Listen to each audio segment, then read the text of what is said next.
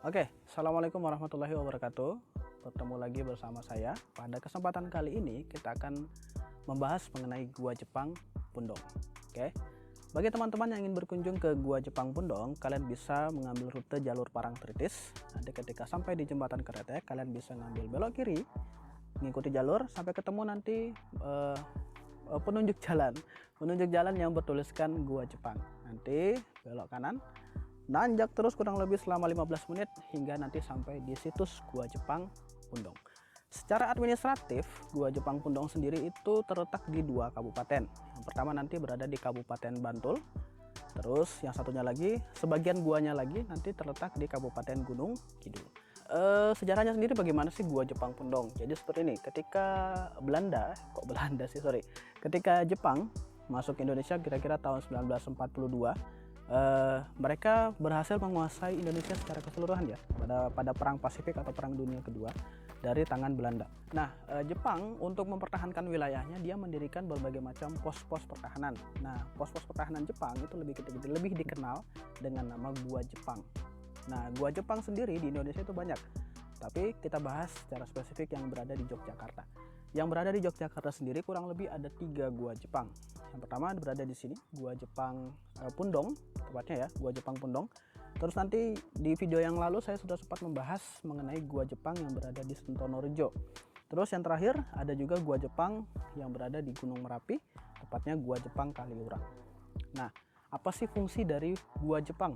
Jadi Gua Jepang itu fungsinya adalah untuk mengintai, terus menembak sasaran musuh ataupun berjaga-jaga dari peluang masuknya sekutu ke wilayah Yogyakarta, ya, khususnya di wilayah Yogyakarta. Nah, Gua Jepang Pundong sendiri jika kita lihat secara landscape-nya atau secara strategisnya itu sangat berdekatan dengan pantai selatan, Parangtritis, Parangkusumo dan sebagainya. Nah, apa sih fungsinya? Ya jelas ya, fungsi pertama adalah untuk mengantisipasi jika pasukan sekutu itu berhasil masuk ke wilayah Yogyakarta dari arah selatan, pantai selatan, entah itu melalui pesawat udara ataupun melalui kapal perang. Ya, itu tujuan utamanya. Nah, di Gua Jepang Pundong sendiri itu kurang lebih ada 20 buah Gua Jepang dengan fungsinya masing-masing. Jadi ada gua yang berfungsi sebagai tempat pengintaian, jadi dia mengintai apakah ada pesawat yang masuk, apakah ada kapal yang masuk, ataukah ada tentara sekutu yang masuk ke wilayah Yogyakarta. Nah, selain untuk pengintaian juga ada fungsi yang lain, misal fungsi untuk menyimpan amunisi atau gudang amunisi, gudang persenjataan dan sebagainya. Ada juga gua yang berfungsi seperti itu. Ya, terus ada juga gua yang berfungsi untuk penembakan. Ya, jadi setelah mengintai, oh ternyata ada pesawat yang masuk. Nah, nanti disampaikan ke gua yang berfungsi khusus untuk melakukan penembakan. Nah, seperti itu. Nah, ada juga gua-gua yang lain yang lebih kecil bentuknya, itu juga berfungsi sebagai gudang, ada juga yang berfungsi sebagai barak. Nah, apa yang dimaksud dengan barak? Jadi barak itu adalah tempat tinggal pasukan. Jadi ketika berjaga pasti butuh tempat tinggal dong. Jadi dibuatlah gua yang berfungsi untuk tempat tinggal pasukan tentara Jepang. Nah, jika kalian teman-teman sering melihat film-film tentang Perang Dunia Kedua, khususnya mengenai Perang Pasifik, ketika Jepang masuk dalam kancah Perang Dunia Kedua, sering sekali kan kita lihat bahwa memang Jepang ini ahlinya dalam membuat gua-gua pertahanan. Nah, itu bisa kita lihat buktinya sampai sekarang. Gua-gua yang dibangun oleh Jepang tahun 1940-an itu sampai sekarang masih berdiri dengan kokoh, tegak, bagus. Ya pokoknya rapi lah, rapi, bersih dan sebagainya. Oke, setelah ini kita akan melihat beberapa gua yang ada di sekitar Gua Jepang Pundong ini. Oke, sekian dari saya. Kita lanjutkan ke Gua Jepang.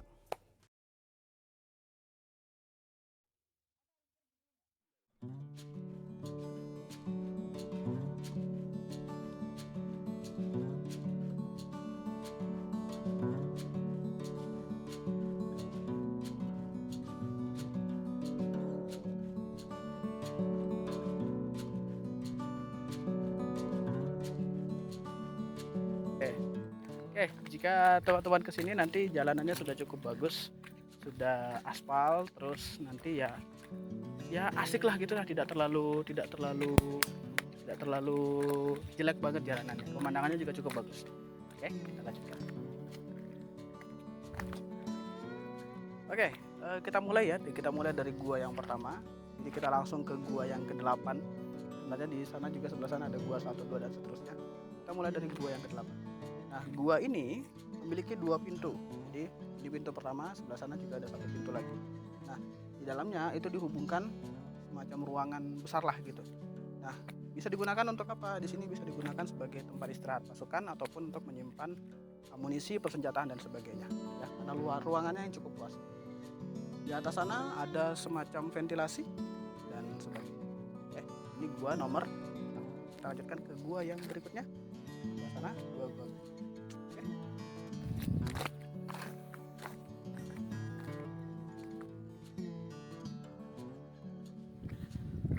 Oke, sekarang kita berada di gua 11. Kita masuk ya.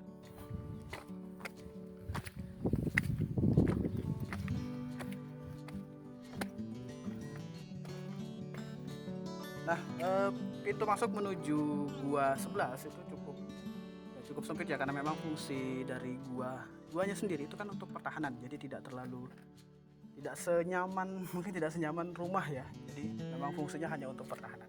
Oke, ini penampakan di dalamnya. Jadi tingginya juga tidak terlalu tinggi. Ya, tipikal orang Asia ya, tingginya kurang lebih sekitar 160 sampai dengan 170. Nah, di sebelah sini kita bisa lihat ini kayak bekas, posisinya memang bekas seperti dihancurin gitu loh. Jadi harusnya ada dinding. Karena di sini kita lihat ke atas sini, itu ada tangga yang harusnya bisa naik ke atas untuk pemantauan. Coba lihat lebih dekat di sini. Nah, di atas itu kan posisinya kayak menara. Nah, di luar kan kelihatan. Nah, di situ bisa buat pengintaian dan sebagainya. Nah, di sini di ruangan sebelah sini, nah ini bisa jadikan tempat untuk istirahat pasukan. Istirahat pasukan, di sini ada dinding. Jadi kayak kamar yang cukup pribadi lah, misalnya kamar pribadi. Ya, luasnya kurang lebih sekitar ya 4 meter lah ya, 4 kali 3 meter ya. Standar kamar kos-kosan. Ya, itu lokasinya seperti ini. Kalau teman-teman lihat dari sebelah sini, ini tuh harusnya pintu. Pintunya itu nanti kurang lebih biasanya dia terbuat dari kayu. Ya, sekarang tidak kelihatan ya karena memang usianya yang sudah cukup tua. Seperti itu. Dibuat dengan beton bertulang. Apa yang dimaksud dengan beton bertulang? Karena memang di sini ada besi. Ya, ada besi. Jadi sudah cukup modern pembuatannya. Ya, kita tahu sendiri ya, Jepang memang cukup ahli dalam membangun pertahanan atau benteng-benteng gua yang ada di Indonesia.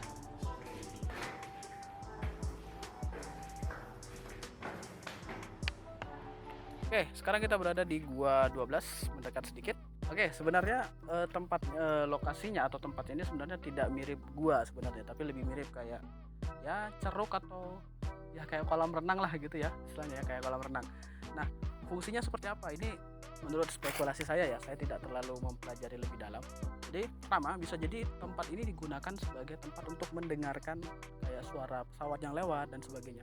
Karena semakin dalam ke tanah itu biasanya kan suara itu lebih terdengar lah istilahnya. Nah, terus bisa juga digunakan sebagai tempat pertahanan ataupun digunakan untuk menyimpan semacam amunisi ataupun perbekalan dan sebagainya di bawah sini. Atau juga bisa jadi barak. Ya, semuanya ada kemungkinannya.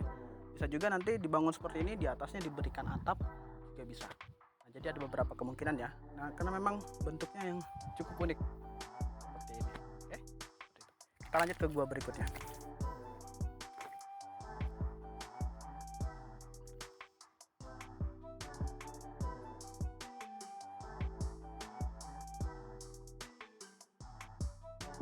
Oke, sekarang saya berada tepat di atas gua 13. Jadi di bawah kaki saya ini adalah gua 13. Oke. Saya akan tunjukkan pintu masuknya sebelah mana. Oke. Sebelah sini. Turun ke bawah. Oke. Nah, kemungkinan di gua 13 ini digunakan sebagai markas pasukan atau untuk menyimpan semacam amunisi lah ya. Bukan amunisi, karena memang tempatnya yang cukup tertutup dan cukup terlindungi karena memang full beton lah istilahnya. Ya, ini pintu masuknya di sini.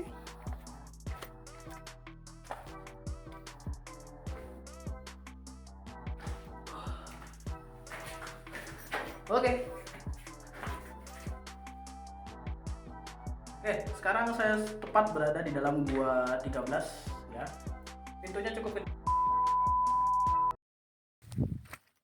Halo. Oke, sekarang kita berada tepatnya di Gua 14 ya. Kita lihat sebelah sana, Gua 14.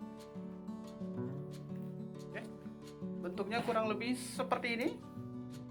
Kemungkinan bisa digunakan sebagai tempat beristirahat pasukan ya. Ada tempat duduk. Terus juga di sini bisa kita lihat beberapa sisa-sisa kayu ya. Jadi kemungkinan dulu di sini ada semacam pintu dari kayu lah. Sisa-sisanya, terus di sini juga ada sisa pajak kayu. Terus di sini juga dulu mungkin digunakan untuk ya, semacam pasak gitulah ya, atau tiang untuk menopang bangunan ini. Walaupun sebenarnya ya sudah cukup kuat ya, buat dengan beton. Terus di sini ada sisa-sisa mesinnya ya. Cukup bagus. Nah, ini bisa digunakan sebagai tempat beristirahat pasukan. Oke. Seperti ini kurang lebih luasnya. Ini bisa digunakan untuk tempat duduk, istirahat, ngobrol sesama tentara Jepang gitu ya. Bahas One Piece mungkin, Naruto. Ya macam-macam lah ya. Nah, ini lokasinya seperti ini. Kalau kita lihat lebih dekat ke sebelah sini, nah lebih banyak sisa-sisa peninggalan kayu-kayu ya di sini. Ini ada kayu, ini ada juga kayu lagi. Oke, ini sedikit ada semacam ya ventilasi lah. Oke, ruangannya seperti ini. Gua 14.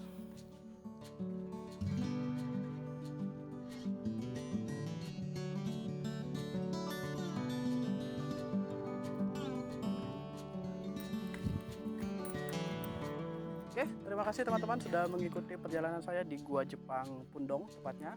Tadi saya hanya sempat memberikan informasi tentang beberapa gua yang ada di sini. Jadi tidak semua ya, kurang lebih ada 20 buah gua. Kalau kita telusuri semua ya, videonya bakal kepanjangan. Ya, oke, seperti itu. Jika teman-teman berminat untuk berkunjung ke sini, silahkan berkunjung. Tempatnya juga cukup bagus, masih asri, pemandangannya juga cukup bagus, dan peninggalan bersejarahnya juga sudah terawat dengan cukup baik. Oke, jika ada pertanyaan silahkan tinggalkan di kolom komentar. Dan dari saya, jika ada salah kata mohon maaf, saya akhiri. Assalamualaikum warahmatullahi wabarakatuh.